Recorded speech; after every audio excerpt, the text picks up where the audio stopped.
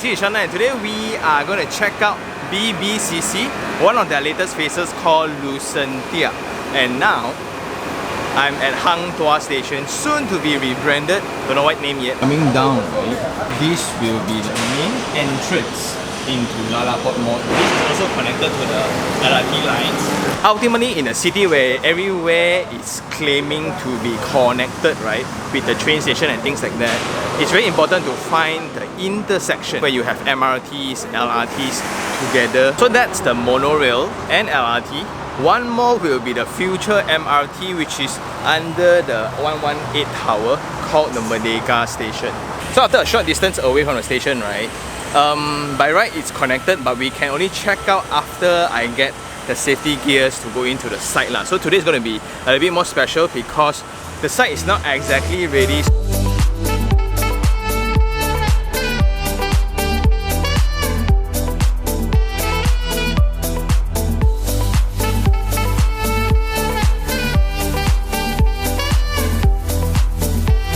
Okay, just to run you guys through the entire massive project. We just came down from the train this side. They designed this to be a transit hub because it connects the monorail, the LRT and the MRT together. Not only that, right, this is Jalan Tuah and that's Jalan Pudu. Then what's very exciting is going to be a 1.4 million square feet new mall Lalaport, accompanied with the entertainment hub on this side.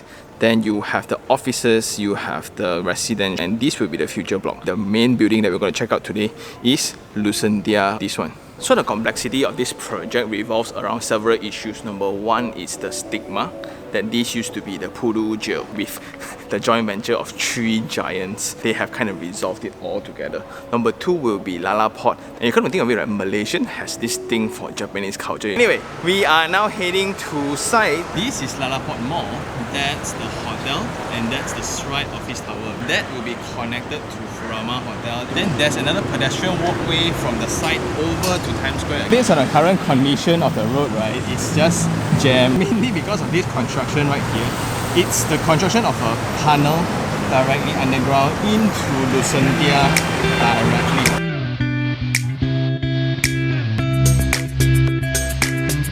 This was Tuah station and this is the transit hub in the future. So there will be a direct link straight away connects me to Lalaport Mall. Coming out from the transit, that connects me to ground floor.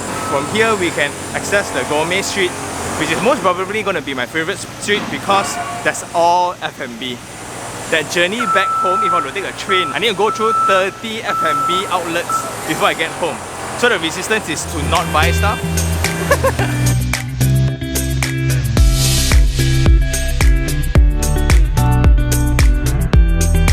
So now we are in a Gourmet Street, and what you can see will be retail stores on both sides.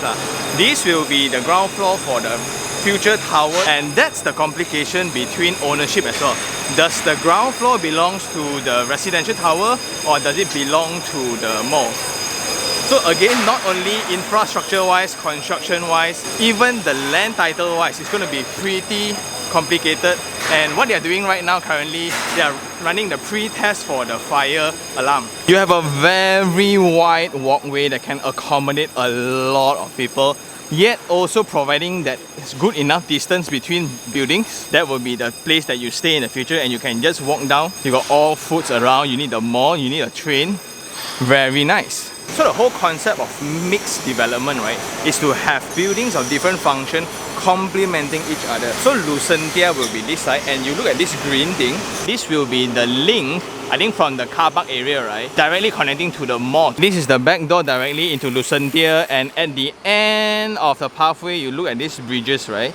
These are the connection between the mall to the entertainment center, where inside you have the cinema lah, you have the bazaar lah, you have the music theatre hall by Z. Gourmet Street will be that, and this is the main, right, by right, the main circulation path for pedestrians to access Lucentia lah. It's a pretty wide one because this is the bomba access, the designated bomba access. Okay, but you can see a lot of works are still being done. But just imagine if it would be completed here. To check out all these materials, right? These are stones, okay, so solid by one, and they lay piece by piece for your lobby itself. Every time when you drive past a driveway, right, imagine the amount of hours and effort to put all this in. Nice. So from the lobby, what we're going to check out is the car park experience, and that's my right. Let's go. Clearance will be 2.6, but you still have some MEP elements and mechanical elements and things like that, so I think it will still fulfill the 2.4 minimum requirement. You can look into the structural system. Because of the height of the building, you just check out one column size. It's so big. This is their Sky Facilities deck, and what you will see is the pool pavilions, the viewing decks, the reading rooms, and the standards. So at this height, right, it's gonna be mesmerizing in terms of view, as well as the experience of swimming on air. This is at level 35. There's an open swimming pool and there's an indoor swimming pool. This will be the swimming pool. Next to the area where your family can host the event, like you can actually dine around here, play around here, right?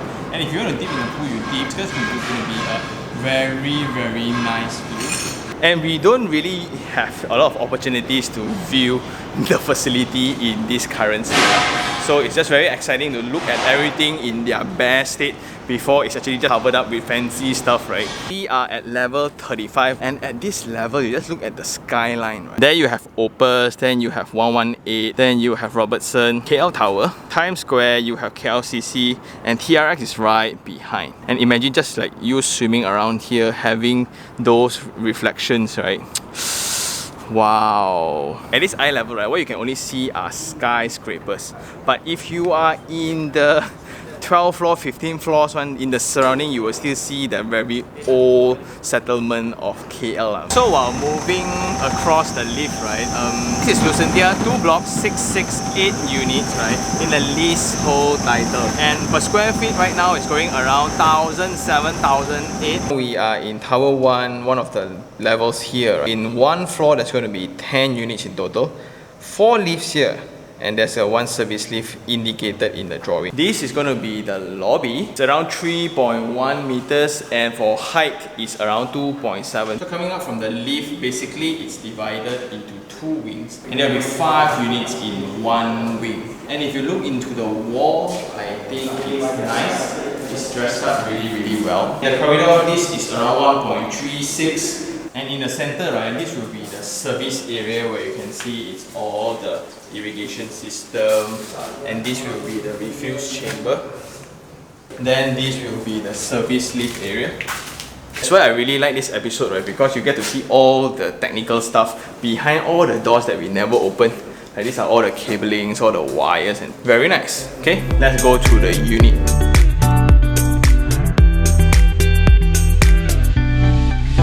That we're going to check out today, it's type D, and it's actually located in the corner. This is an 859 square feet unit with 2 bedrooms. From the main door, this will be your kitchen area, then your dining, then your living with your own balcony. Then your principal bedroom is on this side with its ensuite. Then you will have a bedroom 2 with a common shared bathroom here. What's different here is the yard, as is located here. I don't know what is this, maybe we go check it out. At the end of the corridor, you will have the change of materials, indicates that this is your unit on your foyer. You have the switch for your lights on top. Don't know why, okay? And this will be the entrance. Coming into the unit, as you can see, these are the windows at the side, and because this is a corner unit, hence you have the benefit of having windows on every corner. First observation, the door clearance is 1 meter. When I were to move furniture, right, that extra 100 mm makes a lot of difference. Then you have the stone 2x2 floorings with skirtings, and I like, you look at the detailing, there's a shadow gap here. Then immediately you have your kitchen area, dining area, then your living area with the balcony. 1 bedroom that side, 1 bedroom this side. Whatever that you're seeing right now, right, is the actual unit that purchasers bought. It means that whatever you see initially is whatever you will get, including all these kitchen finishes, the island with the cabinets, right, and the soft locking system. Woo! It comes complete with Electrolux oven, hood and hob with the backsplash, and just check this out. And one very cool thing they showed me. So you have all your plug points here, and if you don't need it, You can just close that.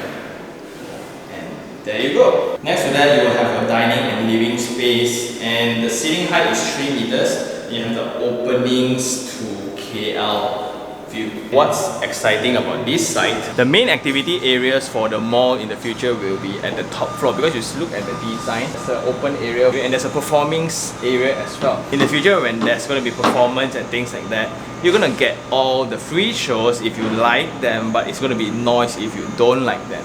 So that's something to take note of, but just check out the view. One concern I have in this corner will be the proximity to the tower next to me. So in one junction like that, residential, office, entertainment center, mall. Anyway, in order to leverage on the view, they applied glass railings. In the space, aircon points are all provided, but I don't like the kings. If you look at it, right? I like the position of the switches, and it's big, it's nice, it's friendly for everybody to use.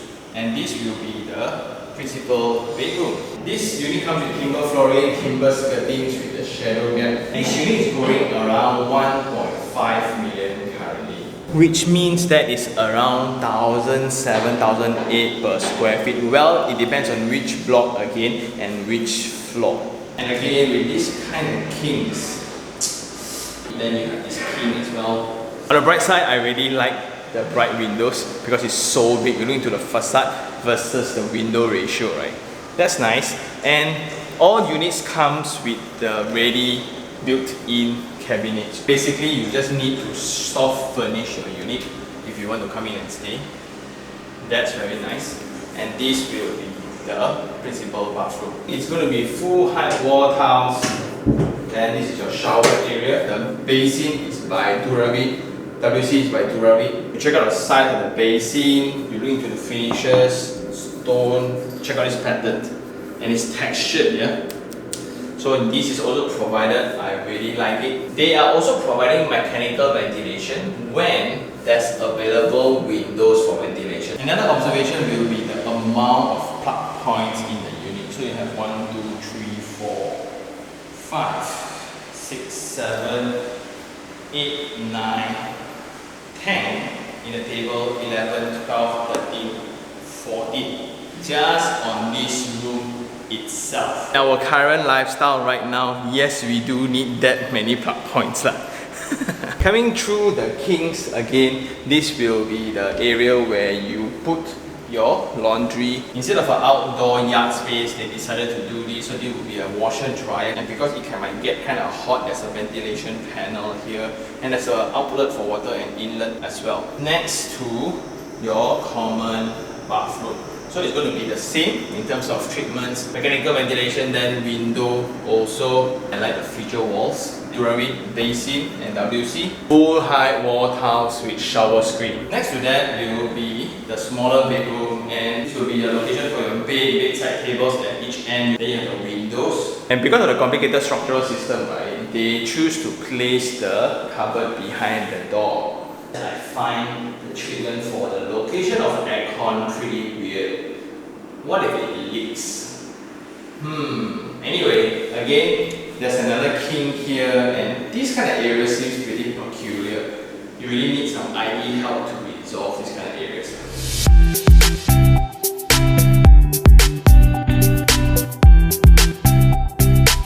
And I think that's all for this unit.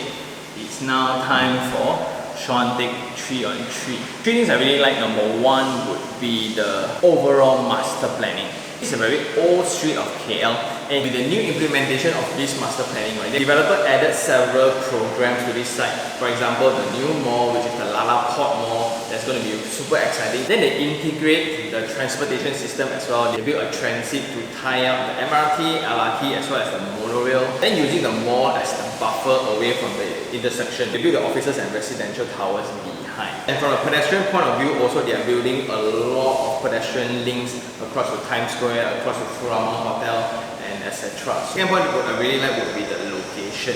So this location is the original golden triangle where you have Bukit Bintang on one side, Pudu on one side, KLCC on one side, Pavilion, and it's all connected within 15 minutes. And then the last thing I really like is the programming of the master plan. Imagine me being a resident here, the experience of me getting my groceries downstairs, getting my entertainment satisfaction on another where I have the Z hall, I have the bazaars. So basically everything is very integrated. And the three things I don't like, number one would be the existing stigma of this location being the ex-Pudu jail. I don't think it's going to be an issue because the fact that they still leave the reminiscence of that war, right? Just to pay respect to the existing history of site. And they are not worried at all about you knowing the history to this site. So it's really like up to you religiously, do you believe in this kind of thing? Because based on the economic needs, this location makes more sense to be a mega project instead of just a place to host criminals. Number two would be the density.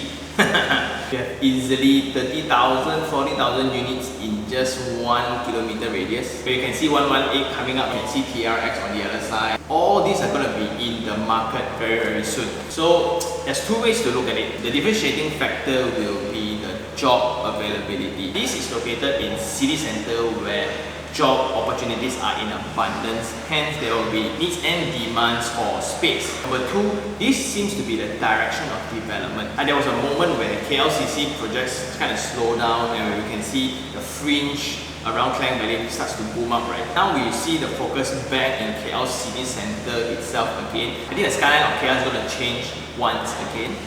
That's awesome though. And last of all, about the unit, I don't like the kings. There's a lot of very small kings here and there. It's most likely due to the structural design.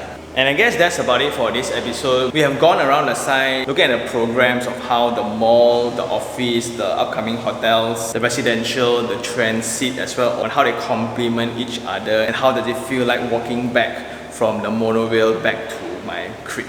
I'm just super excited because projects like this, right, will redefine the streets of KL again. And thank you very much again for the team for arranging this visit, right. It's super troublesome to arrange all the personal protection wears, safety officers, to ensure that I can pass the construction site safely. I really appreciate it. And if you really like this episode, like it, share it, and even subscribe for more information like this. Until next time, this is Sean Tan. Ciao.